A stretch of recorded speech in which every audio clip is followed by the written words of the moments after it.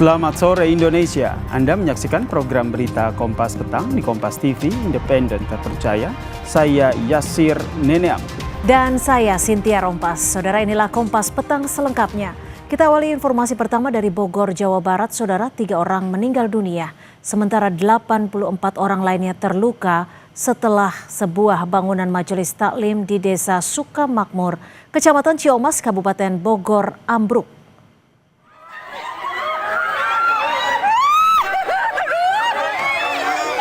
Inilah video amatir saat ambruknya bangunan majelis taklim di Desa Sukamakmur pada Minggu pagi.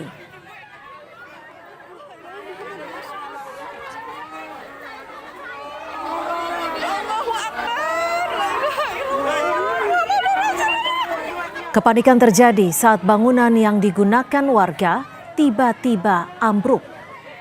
50 orang tertimpa bangunan saat peristiwa ambruknya bangunan majelis taklim.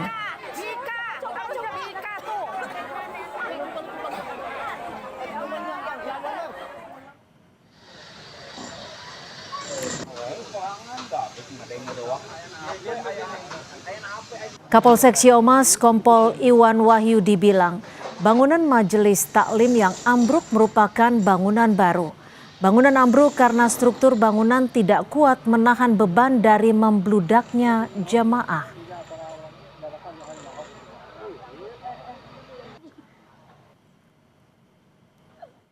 Kalau informasi dari warga, bangunan ini baru.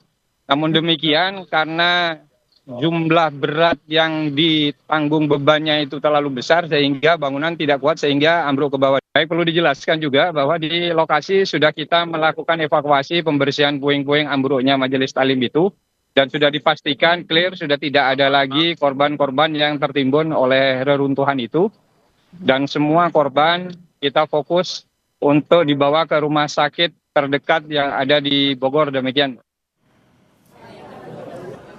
Korban yang rata-rata ibu-ibu dan anak-anak langsung dievakuasi ke rumah sakit terdekat. Menurut data BPBD Kabupaten Bogor, korban meninggal dunia dan korban luka dibawa ke RSUD Kota Bogor, Rumah Sakit Medikal Dramaga, serta Rumah Sakit PMI Kota Bogor.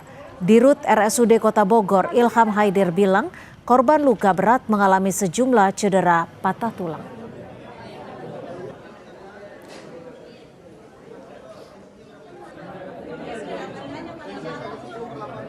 Timbunan, jadi tertimpa sama kan beton ya, bahan bangunan ya, jadi tertimpa sama batu betonnya, kan runtuh itu ya, jadi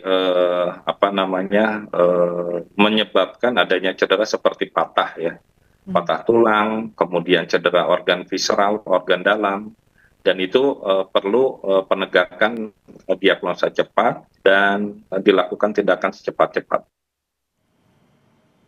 Pasca ambruknya bangunan majelis taklim, tim gabungan Basarnas, TNI, Damkar, dan BPBD melakukan perobohan bangunan karena konstruksi bangunan miring dan dianggap berbahaya bagi warga.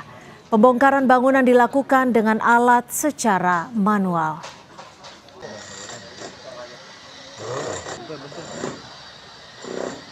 Saudara, untuk mengetahui situasi terkini di lokasi bangunan ambruk di Ciomas, Bogor, Jawa Barat, kita bergabung bersama jurnalis Kompas TV, sudah ada Niko Zulfikar. Niko, bagaimana hasil dari identifikasi 3 korban yang dinyatakan meninggal dunia, Niko? Ya, Cynthia, untuk korban yang meninggal dunia berhasil diidentifikasi, yakni atas nama Wulan, warga Kecamatan Taman Sari, Nur Hayati, warga Kecamatan Taman Sari, dan satu lagi warga di Kecamatan Ciomas atas nama Erni. Dan berdasarkan informasi yang dihimpun Kompas TV, korban yang berada di rumah sakit saat ini sudah diambil pihak keluarga untuk dibawa ke rumah duka untuk dimakamkan sendiri, Cynthia. Lalu Niko, bagaimana dengan korban luka? Seperti apa kondisi korban luka saat ini? Dan berapa tepatnya total korban luka?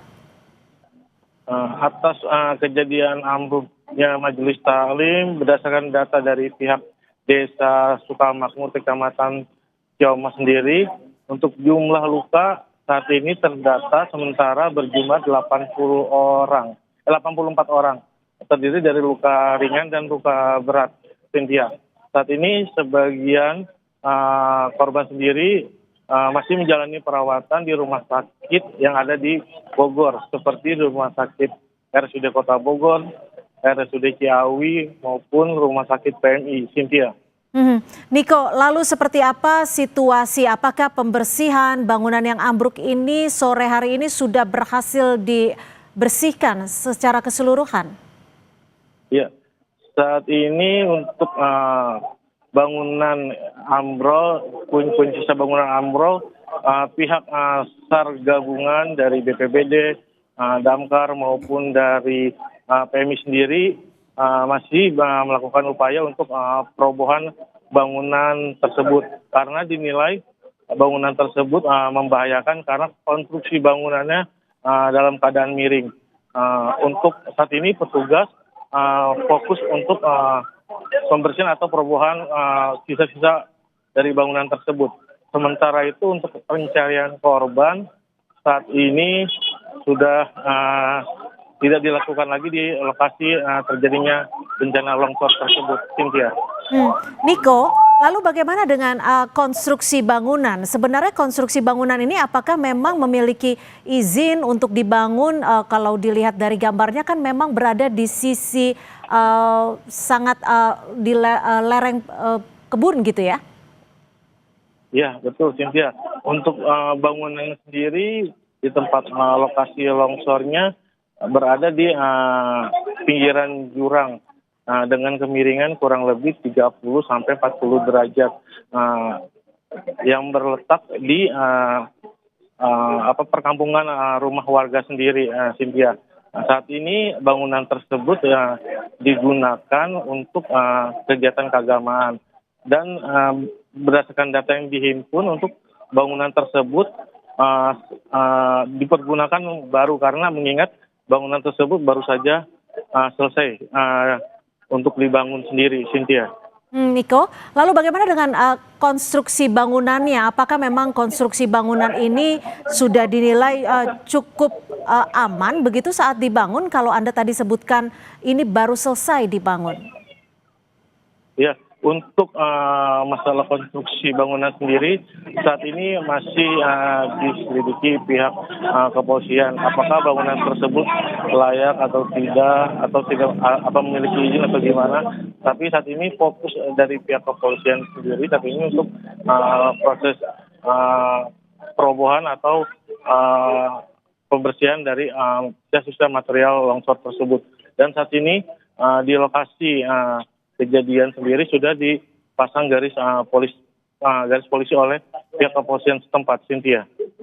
Niko, pembersihan masih dilakukan. Apakah sudah ada jadwal atau mungkin sudah dilakukan olah TKP?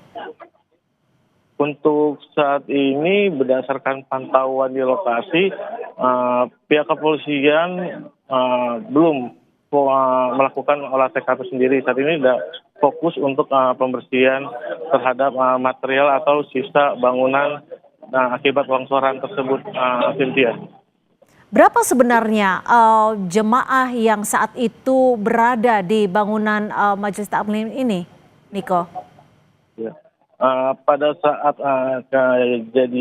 sebelum kejadian berlangsung, diperkirakan untuk jumlah jamaah yang mengikuti acara keagamaan di bangunan Majelis Taklim tersebut kurang lebih di atas 100 orang sendiri, Cynthia. Dan saat ini berdasarkan data dari pihak desa Sukamakmur sendiri untuk jumlah korban yang mengalami luka berat maupun luka ringan berjumlah 84 orang sendiri. Niko, bangunan ini dinilai cukup berbahaya karena berada di lokasi yang cukup riskan seperti itu. Apakah dari pengamatan Anda di sekitar lokasi ini masih ada bangunan-bangunan yang bisa dikatakan cukup membahayakan? Berdasarkan pantauan dari lokasi, untuk bangunan lainnya sendiri yang di sekitar lokasi kejadian masih relatif aman karena mengingat bangunan tersebut jauh dari lokasi atau jurangan. Sedangkan untuk lokasi tempat bangunan yang terjadinya longsor sendiri dekat dengan jurangan atau tebingan dengan ketinggian diameternya sekitar 30 sampai 40 derajat, Cynthia. Adakah garis polisi terkait dengan radius zona aman di lokasi pembersihan ini? Ya, pihak kepolisian Ciamis sendiri pasca terjadinya longsor di bangunan majelis taklim tersebut sudah memasang garis polisi di lokasi kejadian. Hal ini dilakukan untuk warga maupun yang tidak berkepentingan untuk menjauhi daerah tersebut agar tidak terjadi hal-hal atau menambah korban akibat kejadian tersebut.